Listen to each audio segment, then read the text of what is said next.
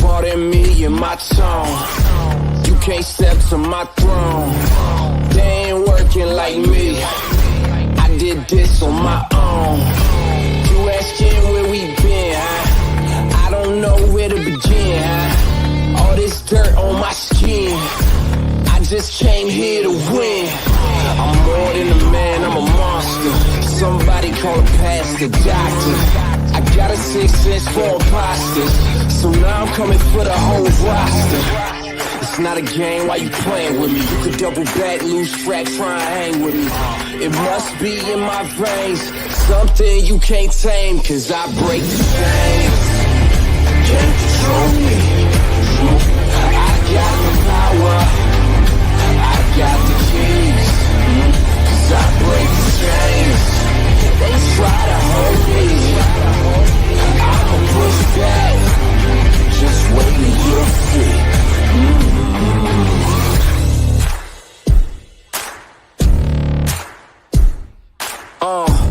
Please excuse me, your honor, but you can't hold me no longer. Can't you feel the vibrations? I broke out and left traces. Go ahead, try catch me if you can, man. You'll be looking all night, I'm the Sandman. New York, London to Japan. I'ma show the whole world who I am. Boom, boom, boom. Major look. Once again, thanks for tuning in. You're listening to World Combat Sports. Salute to each and every one of you this Friday, especially to the supporters, the day ones, the soldiers that's in the battalion. Listen to the Combat Sports Media. I appreciate you for pulling up. Thumbs up is always appreciated. Please make sure you hit that button when you're in the building. And also, another action that you can take that's very limited effort. It just take an honest person to do it. Share the content to these Facebook groups. If you look on my Facebook group, I have several media outlets that I share to my Facebook group and other Facebook groups. It's not that difficult to do, y'all. Let's be honest. Let's just take a good deed. And also, if you choose to donate to the channel, please do so. The Cash App is strolling across the screen, and I would truly appreciate your participation and your support. Yes, indeed.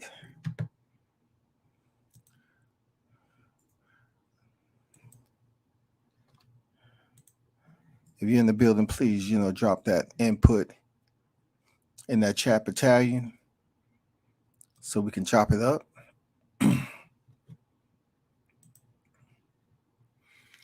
So let's get down to it. If you're reading, we're going to go over a couple articles, but I have to talk about my man, Jon Jones. Jon Bones Jones is considered one of the best mixed martial artists to put on a pair of gloves and to grace the cage. Jon Jones initially entered the sport of combat mixed martial arts the year 2008, around April 2008. He went on a tear. The UFC, started putting their eyes on him. And in August of 2008, Jon Jones was in the UFC. Prior to that, he may have only had 6 professional fights before he was pulled up to the UFC. So that said, one of his biggest fights when he initially stepped on deck was Stephan Bonnar. If you don't remember, Stephan Bonnar had that amazing scrap, man, a war between him and Forrest Griffin. I mean, they're in the Hall of Fame right now off that fight. It was a hell of a freaking back and forth war that they had. Jon Jones would continue to go on undefeated until 2009. 2009, Jon Jones stepped in with an opponent named Matt Hamill. Those of you that grew up with the sport, Matt Hamill was death. So in the process of Jon Jones getting the best of Matt Hamill, he had top position. He had dominant control while Hamill was on his back.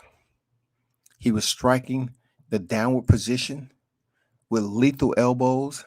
And like I would get to, he's in the process of killing Matt Hamill with a depth of 1,000 elbows. And he made a simple mistake. The reason why I say simple, at that time, it was pretty normal to throw elbows from 12 o'clock to 6 o'clock. But in the process, there was a commission who attended the ice breaking contest and seeing one of these martial artists breaking slabs of ice with their elbow, with their elbow. And when he seen this one commission took it upon himself to return and have a table talk and implement some new rules. And what he wanted to do was ban the 12 to 6 elbow. The 12 to 6, you can pretty much imagine a timepiece where 12 o'clock is at the top, 6 o'clock is at the bottom. Your fist will be 12 o'clock as you raise it in the air, whatever, above your head, whatever, and strike downward, crushing your elbow against your opponent's physical anatomy. He felt that needed to be illegal. That needed to be banned. It was too brutal. If there was individuals breaking ice, imagine what they can do to somebody's cranium. So it was ruled a disqualification for Jon Jones, and that was the first time he took an L on his record. Jon Jones would not ever lose again. He stepped in the cage with the likes of Brandon Vera, Vladimir Machashenko, Ryan Bader, Horatio Hua, Quentin Jackson, Yoda Machida, Rashad Evans, Vitor Belfort, Chael Sonnen, Alexander Gustafsson, Glover Teixeira, Daniel Cormier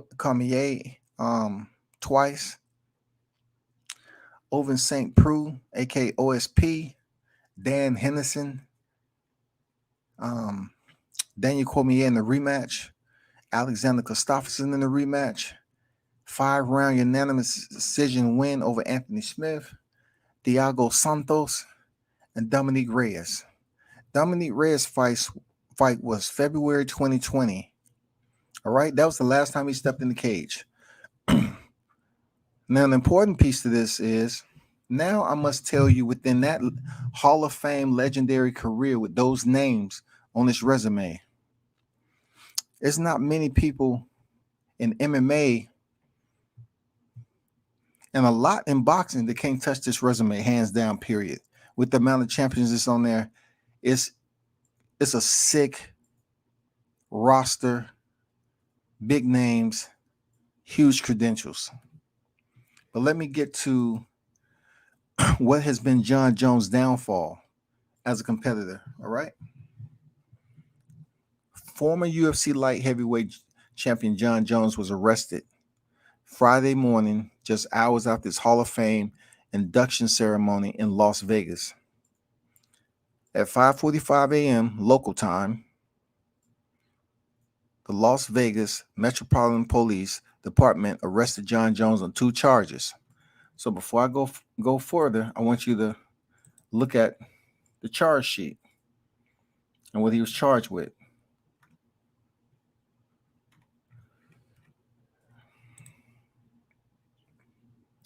These are his charges. On 2 charges of misdemeanor battery, domestic violence, and felony injuring and tampering with a vehicle, a department spokesperson confirmed to MMA Junkie on Friday after initial report by ESPN. Further details of Jon arrest aren't clear at this time. Through MMA Junkie has filed requests to obtain a police report and additional information. And if you don't know by now, this article is cited via MMA Junkie. I'm moving on. Jones said on Friday that he was in one of the best headspaces of his career while on the red carpet speaking to reporters, including MMA Junkie, prior to the induction of his UFC 165 fight versus Alexander Gustafsson. In what was his first UFC media appearance in months, Jones revealed his training schedule was more consistent than ever ahead of his anticipated 2022 heavyweight debut. He goes on to say this: "Right now, for the first time in my whole career, I'm actually training consistently," Jones said. "I feel in better shape now than I ever did before. I'm sleeping better, eating better, drinking less alcohol, and I feel really good." So allow me to just touch on this briefly, that Jon Jones, his fight with Alexander Gustafsson was one of the best light heavyweight fights in MMA. And he was just fresh off, a UFC Hall of Fame, induction, speaking, seemed to be well. This is not the first time he seemed to be in a very centered place in his life, carefree. And then this happens. Him basically saying right now, for the first time in my whole career, I'm actually training consistently. Well, he has time to train since he's been out the sport. You know what I'm saying? He basically vacated his light heavyweight belt and made plans to move up to heavyweight. During that time, he was like facing some type of suspension. And also, when it comes time for a date to pop up for Jon Jones' return next year, he gets arrested. So he might be facing serious jail time. It goes on to say, Jon Jones says he's training consistently for the first time in my whole career. Well, that means problems for his competitors. He has some big names and some big bodies awaiting him. He's a light heavyweight coming up to heavyweight. You know what I'm saying? And he's put on extensive muscle mass to make his heavyweight debut. Let's talk about Jon Jones's run-in with the law. Let me see who's in the building. City Luke in the building. Salute, WCS. Salute to you, man. What's good? Jones is no stranger to run-ins with the law. In 2012, he avoided jail time on misdemeanor DWI charge caused by running his Bentley into a utility pole in upstate New York. Jones' next major incident came in April 2015 when he was involved in a hit and run that left a pregnant woman with a broken arm and resulted in him being stripped of his title. Not to mention, Jon Jones fled the scene after striking the vehicle of this pregnant woman and returned to pick up either money or drugs and left the scene again. Forward. Although Jones avoided a jail sentence, he got 18 months of supervised probation and had to make 72 hours charity of youth outreach appearances. He completed the work, but in March 2016, had a highly publicized traffic stop in which he engaged in a verbal back and forth with the Albuquerque, New Mexico police officer after being accused of drag racing. In September 2019, Jones pleaded no contest to a battery charge for allegedly slapping a waitress at a strip club, choking her, kissing her, and touching her after she asked him to stop. The 90-day deferred sentence included an order to avoid arrest and stay away from alcohol. Now, I know you're saying to yourself, how can I digest all this? This dude is worse than anyone in MMA and boxing. You know what I'm saying? He might have a worse track record than Tyson the Rice Grain Fury. Seriously, he has a track record. And this is not light charges, y'all. This is charges that are absolutely serious in nature. And we're talking about minimal jail time on suspension. Forward.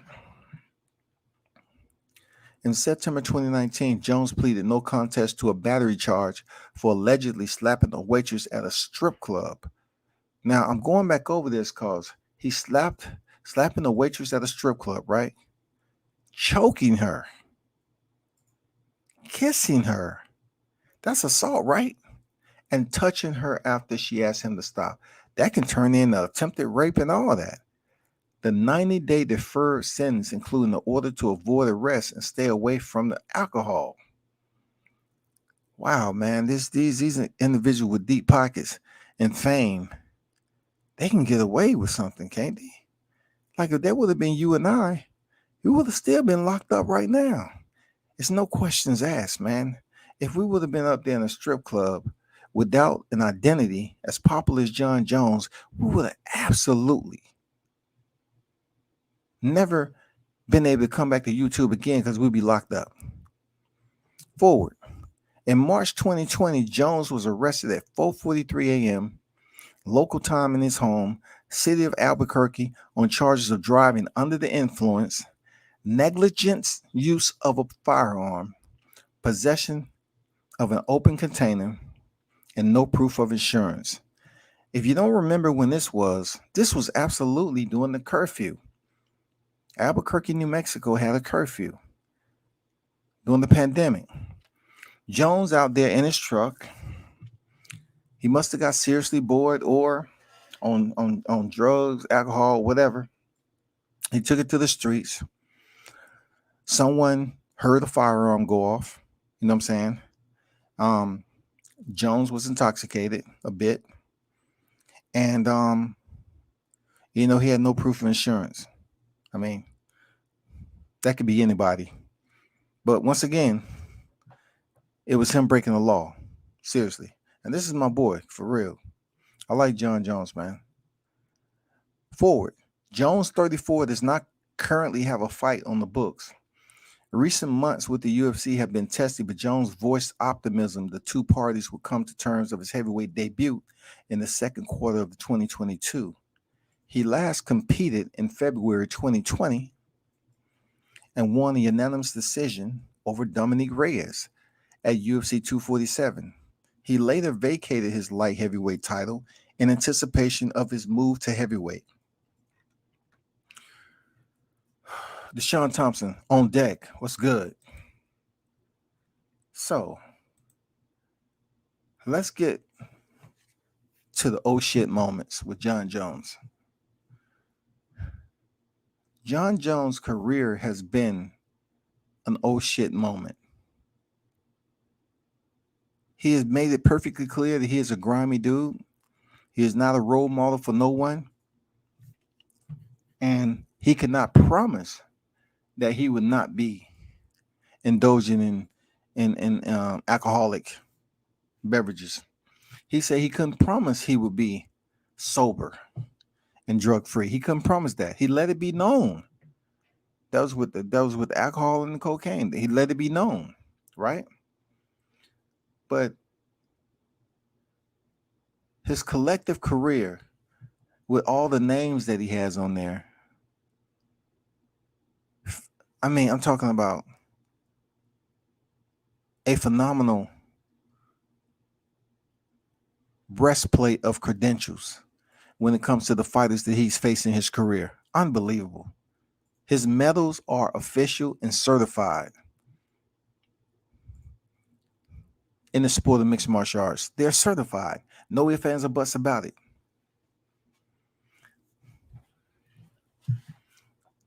This is what I say about MMA fans, boxing fans. Boxing fans, we hear boxers testing positive and dirty all the time, which is absolutely wrong. You know what I'm saying?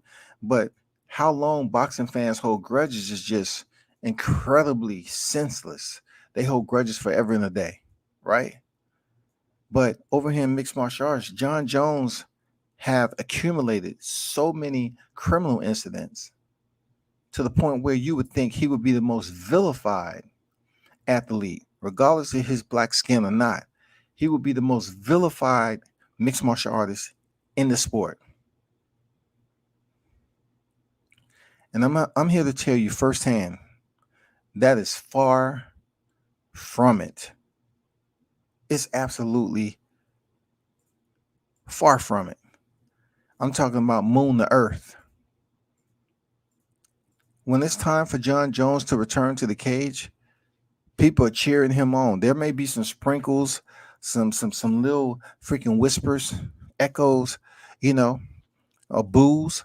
But when it's time for Jon Jones to return to the cage, he receives the type of treatment as if he is the GOAT. Just like I say about boxing, it goes for MMA. The individuals that compete in these full contact sports are not being sourced from a farm of Christians. You're not going there and looking for men who have never indulged in sin in their lives, virgins. There's no way that this sport participates in going out here sourcing those type of men. You have men from all walks of life, and they come into a full contact sport and compete. They have to be trained, of course, and some are much more naturally gifted than others.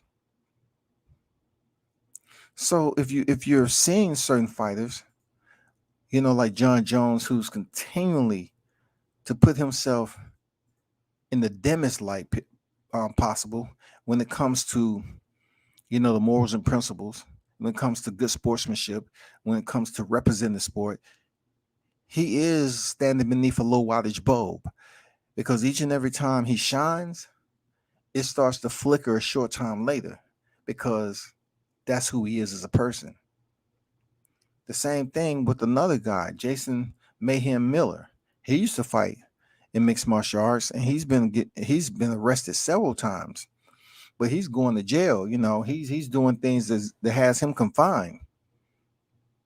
Right now with Jon Jones, he's still an asset to the UFC promotion. He still can make money. He still can put butts in the seat. All Dana White is trying to do is keep him healthy enough to bring him back for a big fight to make some good money. Because a lot of us, include myself, believe Jon Jones is more than capable of coming back and picking up or winning that heavyweight title. Whether it be from Francis Ngannou, whether it be from, Stipe Miocic, he's looking to fight any one of them heavyweights. You know what I'm saying? Cyril Gane, that three right there would be very, very nice. Or even Derek Lewis, you know what I'm saying? Whoever's up. Or even Anthony Smith, whenever he chooses to move up. But Anthony Smith is doing great now that Jon Jones has moved up from light heavy. But that was just one of his common opponents, though, But that is the telltale story of Jon Jones, man. I tell people all the time, if you're gonna support boxing, every now and then, link over there to mixed martial arts and see what's going on, y'all. That's all I can tell you. That's all I can tell you, bro. Just support the grind. Support what's going on in mixed martial arts, man. As much as you possibly can. Now, on top of what I'm saying for Jon Jones, hey, I hope he get it together. Every time he gets in trouble, I always say to myself, well, I hope he doesn't do any time, because I definitely like to see him back in the cage. We've seen Conor McGregor, who is another troublemaker in the UFC. He's actually participated in breaking the law himself, but yet he received like 5 days community service for basically launching a metal dolly at a team bus and breaking the window and causing certain fighters to be injured and unable to compete that night. So I'm pretty sure Conor McGregor had to pay out the lawsuit on that. He had to pay out a civil suit for those fighters being injured because of his negligence. Jon Jones haven't did anything like that, but he has been a part of some crazy scenes, like the one when DC put his forehead against John Jones, and John Jones goddamn moved the room on his ass. That's possible. Seriously, that's possible. Let's look at something else with John Jones. All right. John Jones has 26 victories, 1 defeat, and at this point in his life, he's only 34 years old. So you take what he's been able to accomplish, he's still 34 years old. He has a good amount of years left, good solid 5 years left in his life to compete if he continues to stay healthy. He's training out of Jackson Wink MMA, you know what I'm saying? Albuquerque, New Mexico. He's currently on a 17 fight win streak, which is absolutely impeccable. He's 6'4" with an 84.5 inch reach, y'all. 84.5 inch reach is incredible. You know what I'm saying? This is incredible. But it's very important to know that he should deserve some type of punishment for what he did, but also I appreciate him competing at the highest level, and I hope somebody in both sports, in boxing and MMA, they pretty much lack that common ground of having a counselor or counselors enough to kind of settle these fighters down, or programs for these fighters to remain out of trouble, to keep themselves within a stable level of sanity, man, so they will not be getting in trouble outside of their competitive professional competition. It'd be good if they had a program to sustain that and keep them focused and calm. Some of these fighters outside the cage, they just lose it.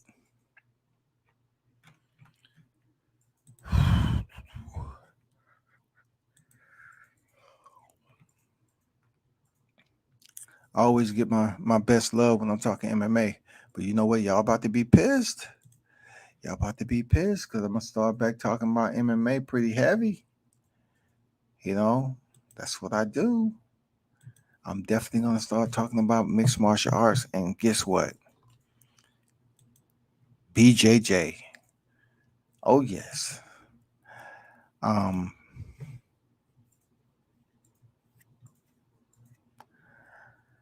I'm going to do a full live, because I haven't been coming on, twice a day or consistently every day, because also when I went up to a BJJ school and interviewed one of this uprising phenomenal practitioners named Guy. I did a video which I'm going to post this weekend, where I've seen him and his brother compete, seen him most often, and now he's turned professional. And I did a video on him before, but very talented family, him and his brother, and I believe his father basically practice BJJ also. But I was able to go out to the school, get an interview, and also I want to touch bases with you all and hopefully give some education on the BJJ tournaments that's on board. WNO, who's number one, has tournaments going on tomorrow, and I want to touch bases with you all on those tournaments. If y'all can give me a second.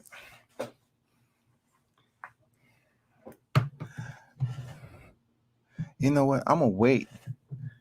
Hopefully I can come on tomorrow if I have the time. But who's number one broke down their brackets recently. So give me a minute. It's going to be something. Oh, man, it's going to be something special. They're having a no-gi championship.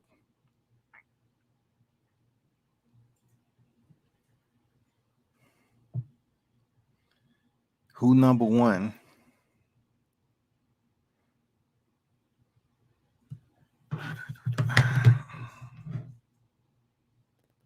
It's gonna be something serious, boy.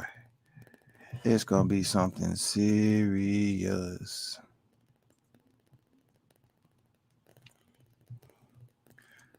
I'm just gonna touch bases and pop them up there. So if you want to hit the replay and tune in to the WNO Who's Number One um, Grappling Championships, it would be great. There's gonna be some fire matches tomorrow.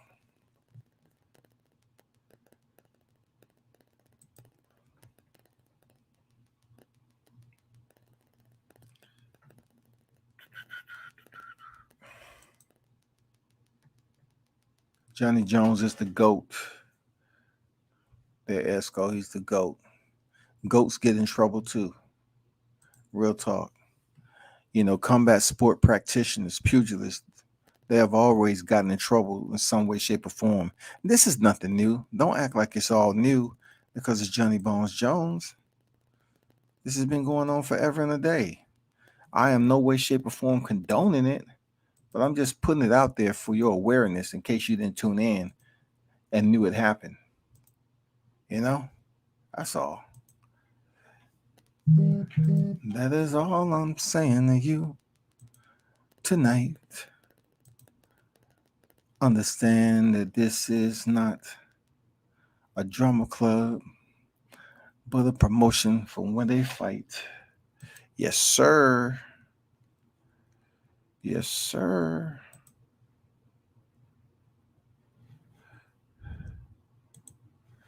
Yes, sir.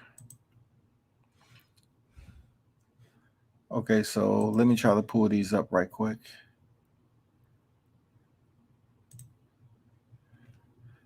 This is one of the most beautiful sports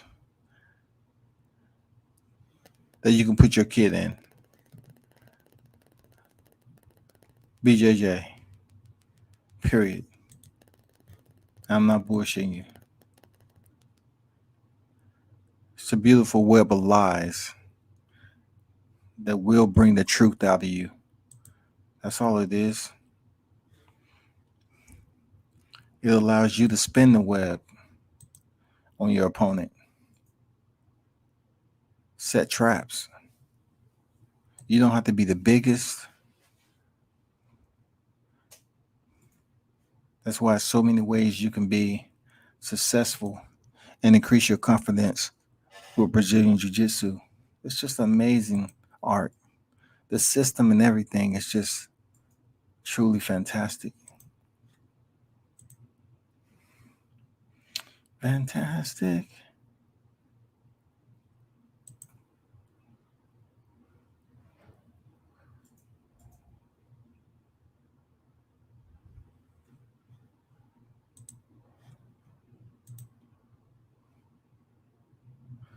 Okay, let me take him down. Shout out to Team Bomb Squad. It's like 15 days remaining until you step back in the battle lines, you know, to contend for all the marbles, for legendary legacy. Yeah, we cheering you on. Go back and regain ownership of that WBC belt. Yes, sir. So this is the first bracket.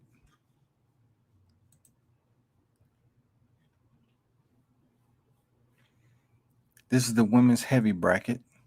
Okay. I don't know if y'all can see that or not, but that is the women's heavy bracket on Who's Number One Grappling Championship. All right. So let's take a look at the top. The top left, you have Garcia facing Levi. And this is going to be a good fight because they was going at it pretty much in the press conference. Gabby Garcia is one of the most well-known grapplers in this entire bracket at heavyweight. She's a 4-time ADCC champion. She's a big woman. and she's bigger than anybody else in her bracket. And once again, you don't see women competing in mixed martial arts truly above the 145-pound limit. But in this particular case, you will have women that are much bigger than 145 pounds grappling. Of course, Gabby, she's definitely going to be above 155, 145, definitely. And then you have Clay versus Gidas. That's going to be a good fight. It's hard to give you a visual. I wanted to play the video. I might play the video tomorrow with these same thumbnails so you can get a gist of the dialogue. They was having a little bit of back and forth trash talking between some of the girls, but not all of them. They pretty much big each other up with sportsmanship. BJJ, it has its, adversaries, okay, in the sport and teams. But overall, they do respect the hell out of each other. You have Vera and Lowen. That's going to be a good fight. I'm not going to make any predictions right now. I'm going to try to save that to tomorrow. And then in the lower right corner, you have Harp and Rusing. We'll just have to see how these fights play out at heavyweight. That's all I can tell you. Moving on. This is 155 pounds. In mixed martial arts, it'll be the lightweight division. Now, it has some pretty good heavy hitters at 155 pounds. Yeah, Mike Simeki going in there against Sosa.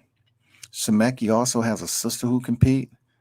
I mean, Mikey, he's a beast, Yeah, Gio Martinez from 10 Planet Jiu-Jitsu. I mean, he's been in these competitions before, man. He's well known, a vet. He's going in there against Cole Abate. Cole Abate is like a teenager, y'all. He's like 17 years old. And the grappler that I interviewed the other day actually just lost to Cole Abate. But he had nothing but good things to say about what he learned, because both of them are the same age. But Cole Abate has much more experience. You know what I'm saying?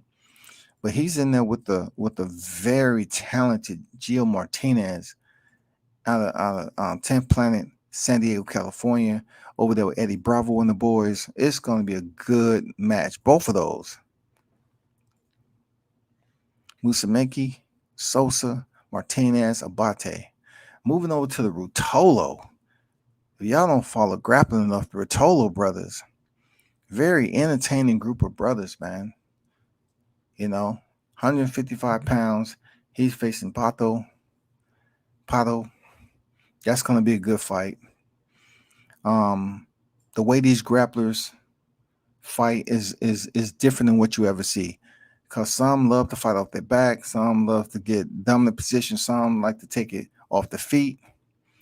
And, just work for changing levels of submissions, set traps. I mean, it's so many different areas to form your own system, your own matrix to this grappling. It's just too many. You have to put in mat time and all that to just learn and remediate it until it comes natural to you. And then you have Anderson and Cisneros. That's going to be a fire match. I'm telling you, this 155-pound division is going to be hot. I'm telling you, it's going to be hot.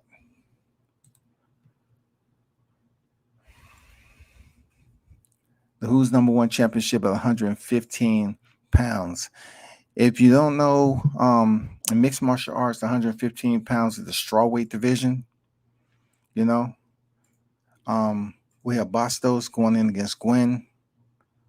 That's some very nice, matches.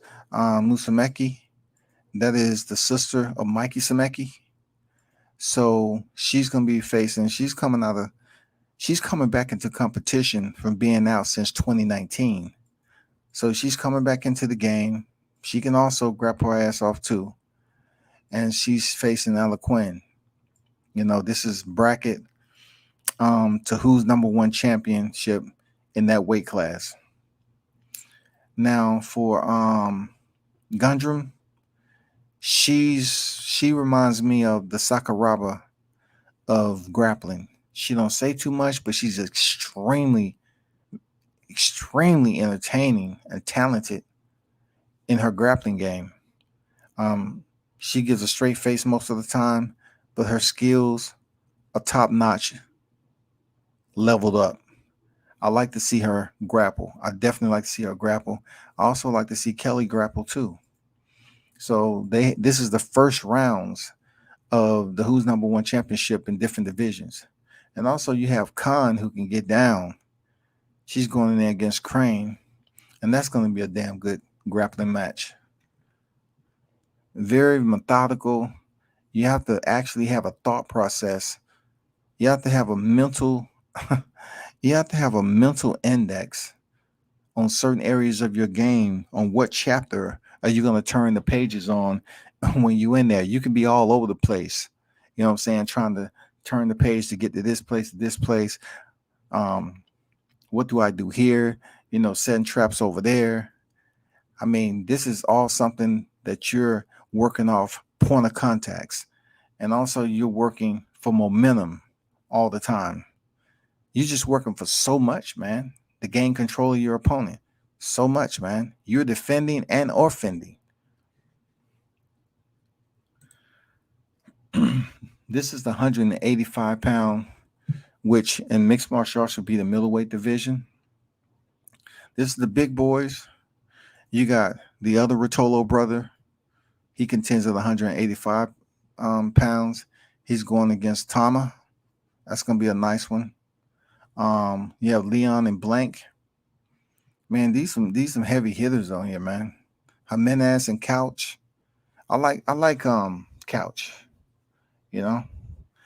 Gavallo, he wasn't here yet, but Tackett knows Gavallo pretty well. He fought his brother already. Tackett has fought Gavallo's brother. Gavallo was held up for airline delay or something like that, so he should be definitely here. But Tackett Gavallo, that's going to be fire. Rotolo and Tama, that's going to be this whole bracket that they have set up on these cars. Most of them are going to be absolute fire, man.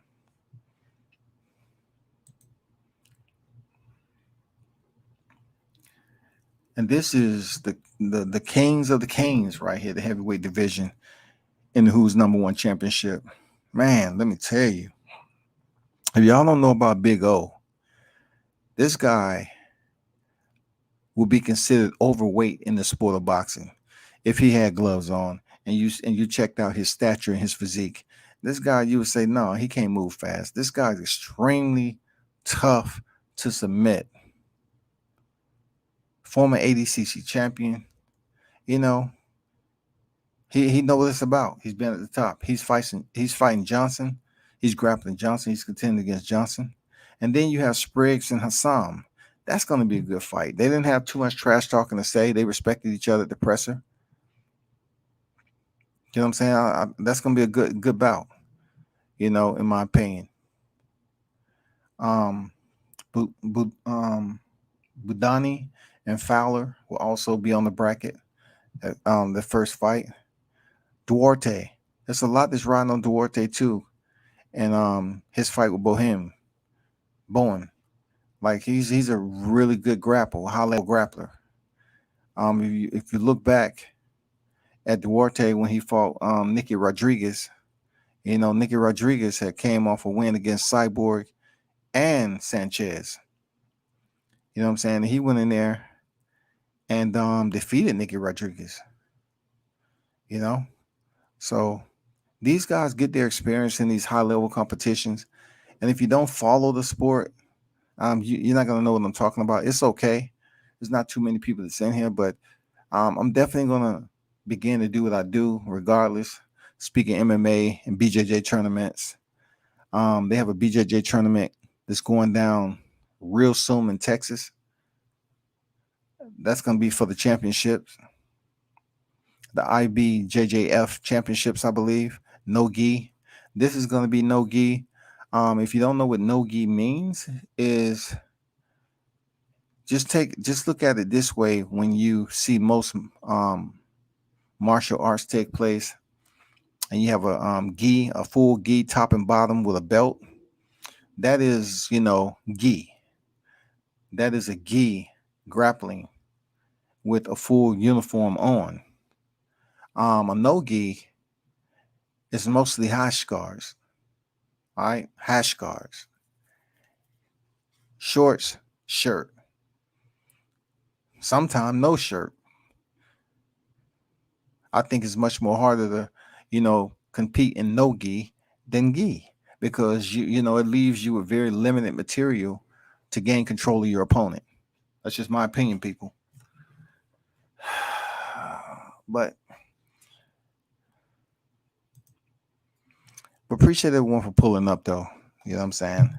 The building was packed as always. World Combat Sports in the house. You know what I'm saying? I just had to speak on my boy Johnny Bones Jones. Hope everything get well with you and you get back to the sport and try to contend for that heavyweight title. But first and foremost, family and your personal life. I hope he finds some stability in his life and get himself together. You know what I'm saying? You know what it is, definitely. But be sure to donate to the channel, hit the like button, share the content. And I want you to, start tuning in to the topics that's off of boxing too, because I study boxing. I study BJJ, mixed martial arts, and I'll talk with anybody on this YouTube with all three of them. I don't go around here talking about who's this, the king of that, all that. But I will talk to anybody in those three sports on this YouTube. We can game up anytime. I just don't do one sport. I do many. So I appreciate the ones who recognize that. It's been a pleasure. Turn up and tune in to World Combat Sports. I'm out.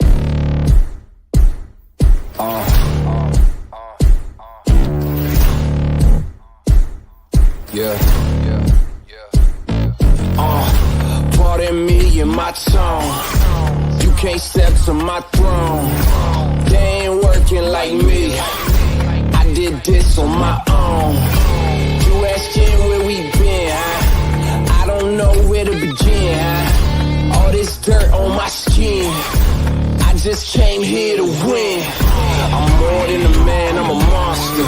Somebody call a pastor, doctor. I got a 6 cents for imposters.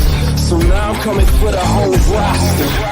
It's not a game, why you playing with me? You could double back, lose track, try and hang with me. It must be in my veins, something you can't tame, cause I break the game.